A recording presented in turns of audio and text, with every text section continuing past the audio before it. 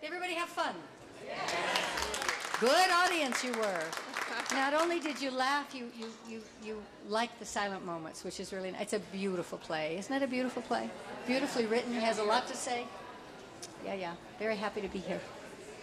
Now, Dawn, I'd like to actually start with some questions about Gilligan's Island. No. Big surprise. If I'm old enough to remember.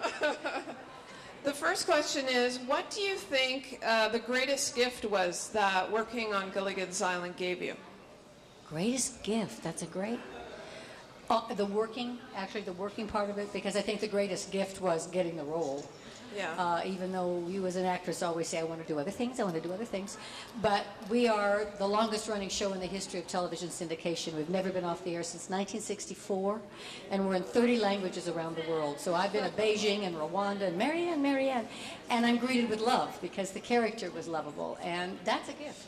Yeah. You know, if I'd have been one of those witches in a soap opera, they might have been slapping my face.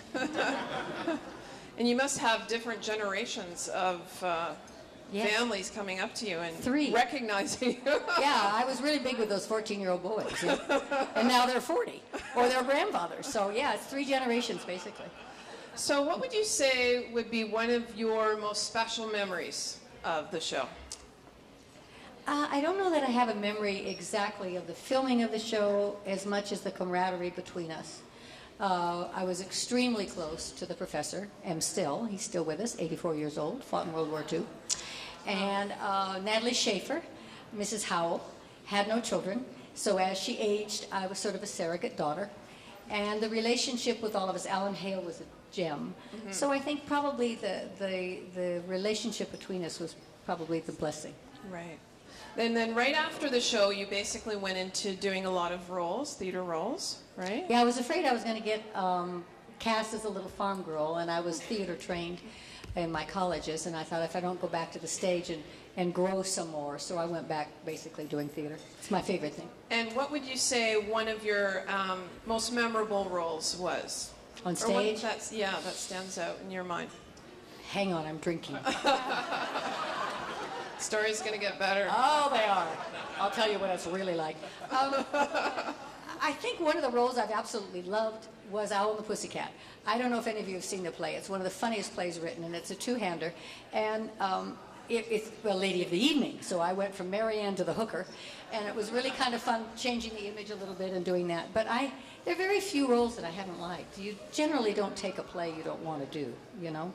This is a wonderful play. This is really a wonderful play. What do you think one of your best memories is going to be of this play? Here performing in Brampton? I don't know. I've never played a grandmother before. This is really kind of fun. I have some Italian background, so I know what it is about the hair and the food. That I understand completely.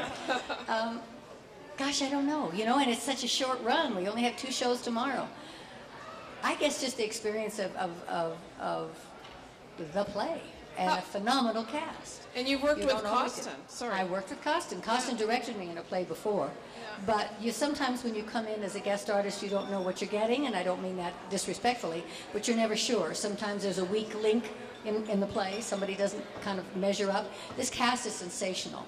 So it's a joy, and it breaks my heart that we're doing it in such a little time. We have to go home Tuesday. So I know you've been involved in many different projects, and one of them was the Dawn Wells Real Adventures. You were doing a fishing show. I'm a great fisherman.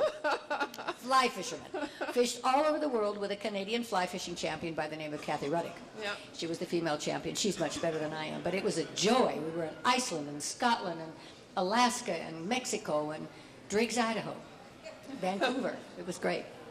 And tell us a bit about your clothing line, Wishing Wells.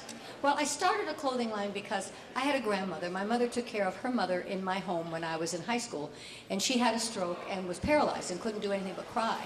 And it's very difficult dressing somebody. And as I would go, I had a friend who had his mother in a nursing home for 11 years, and you'd go visit, and the clothes were put on backwards, and the caregivers don't have time to dress anybody. And I thought there really is a need to have your dignity and your self-worth and everything. Why is it taken away just because you're a little bit infirm? So you go to Disney World and you get yourself a picture taken in a pirate's uniform, and it's all Velcro down the back. So I thought, well, what a great idea. Why don't we try to design some costumes, so to speak, easy to get in and out of.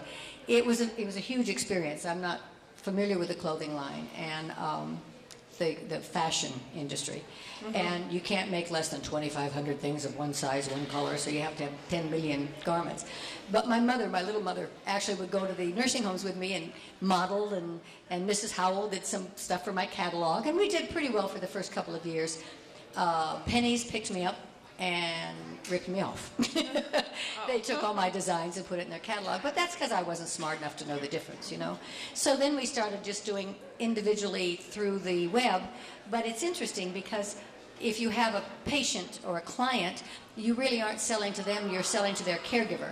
And that person may only be with you a year or 2 years, but the caregiver has somebody else coming through the retirement facility or something. So it really never ever made any money, but I think it brought a lot of happiness and pleasure. So